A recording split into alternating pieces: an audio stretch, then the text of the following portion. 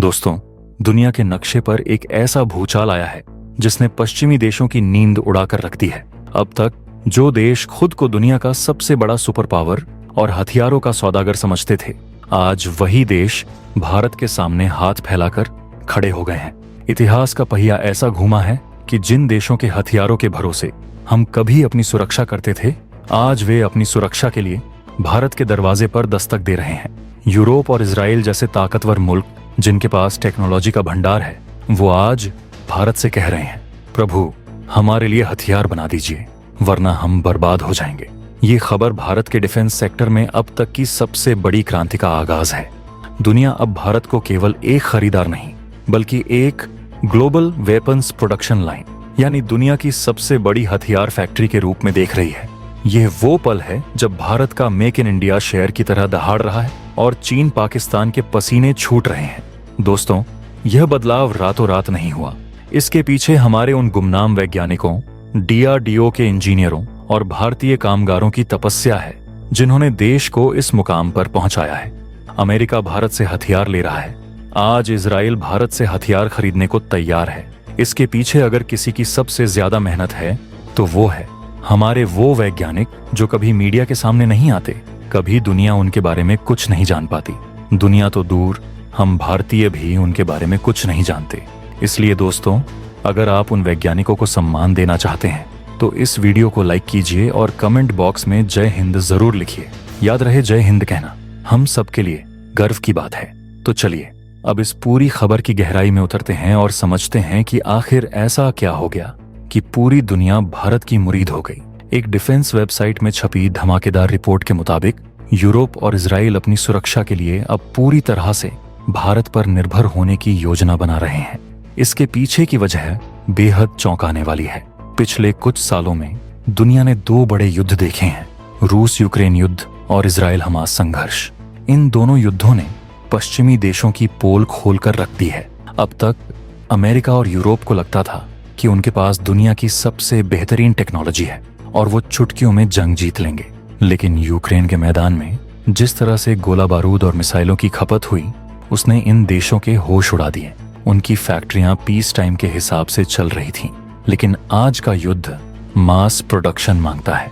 आज युद्ध केवल सटीक मिसाइल से नहीं, बल्कि गोदाम में भरे हुए गोला बारूद के जखीरे से जीता जाता है। और यही वो मोर्चा है जहां यूरोप और इजराइल बुरी तरह फेल हो चुके हैं। उनकी फैक्ट्रियां दिन रात काम करने के बावजूद अपनी सेनाओं की प्यास नहीं बुझा पा रही हैं। इसी लाचारी ने उन्हें भारत की ओर देखने को मजबूर कर दिया है। अब सवाल यह उठता है कि चीन जैसे मैन्युफैक्चरिंग जायंट को छोड़कर दुनिया भारत के पास क्यों आ रही है। इसके पीछे बहुत बड़ा रणनीतिक खेल है।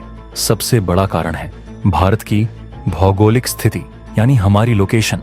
आज यूरोप और मिडिल ईस्ट युद्ध की आग में जल रहे हैं। वहां की फैक्ट्रियां कभी भी दुश्मन की मिसाइल का निशाना बन सकती हैं। अगर कल को रूस ने यूरोप की किसी फैक्ट्री पर हमला कर दिया या हमास ने इजराइल के प्लांट को उड़ा दिया, तो उनकी सप्लाई चेन ठप हो जाएगी। ऐसे में उन्हें एक सेफ हेवन चाहिए जो युद्ध क्षेत्र से हजारों किलोमीटर दूर हो। और इस मामले में भारत से बेहतर जगह पूरी दुनिया में कोई नहीं है।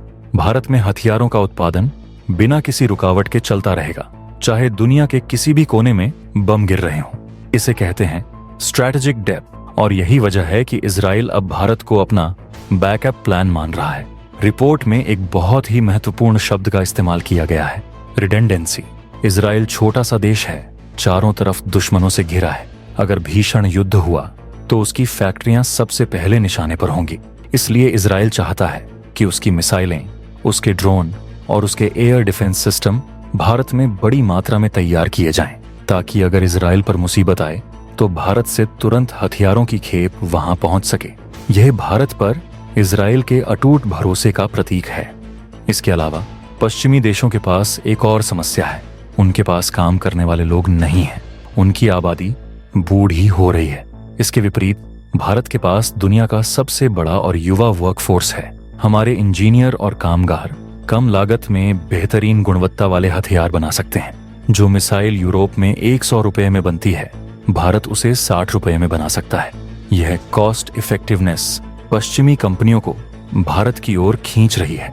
भारत की अर्थव्यवस्था का मजबूत होना भी एक बड़ा कारण है। रिपोर्ट में कहा गया है कि भारत उन चुनिंदा देशों में से है जो बड़े पैमाने पर डिफेंस ऑर्डर को संभाल सकता है। छोटे देशों की अर्थव्यवस्था इतना बड़ा लोड नहीं ले सकती, लेकिन भारत यह कर सकता है। अब जरा सोचिए कि इसका असर हमारे दुश्मनों पर क्या पड़ेगा।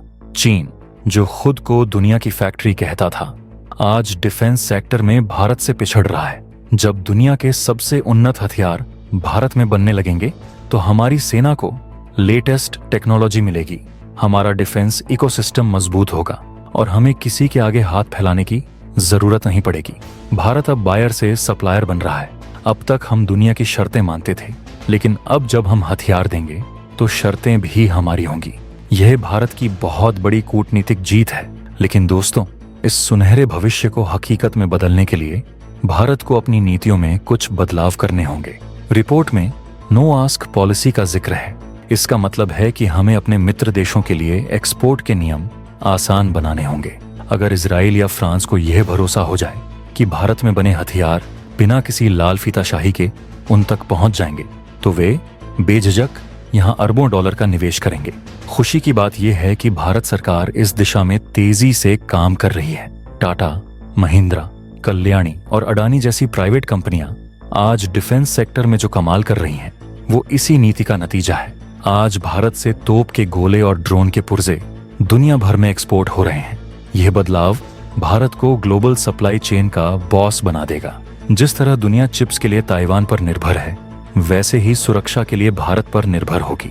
यह साझेदारी सिर्फ हथियार बनाने तक सीमित नहीं है, यह टेक्नोलॉजी ट्रांसफर का भी दरवाजा खोलेगी। जब विदेशी कंपनियां यहां आएंगी तो वो अपनी हाईटेक तकनीक भी साथ लाएंगी। इससे हमारे वैज्ञानिकों को हाइपरसोनिक मिसाइल, लेजर वेपन और एडवांस यूएवी बनाने में मदद मिलेगी। यह दोनों पक्षों के लिए फायदे का सौदा है। पश्चिमी देशों को सस्ता और सुरक्षित प्रोडक्शन बेस मिल रहा है और भारत को तकनीक, निवेश और ग्लोबल पावर बनने का मौका। यूक्रेन युद्ध ने सिखा दिया है कि जिसके पास सप्लाई है वही सिकंदर है, और भारत के पास वो औद्योगिक गहराई है जो किसी भी संकट को झेल सकती है।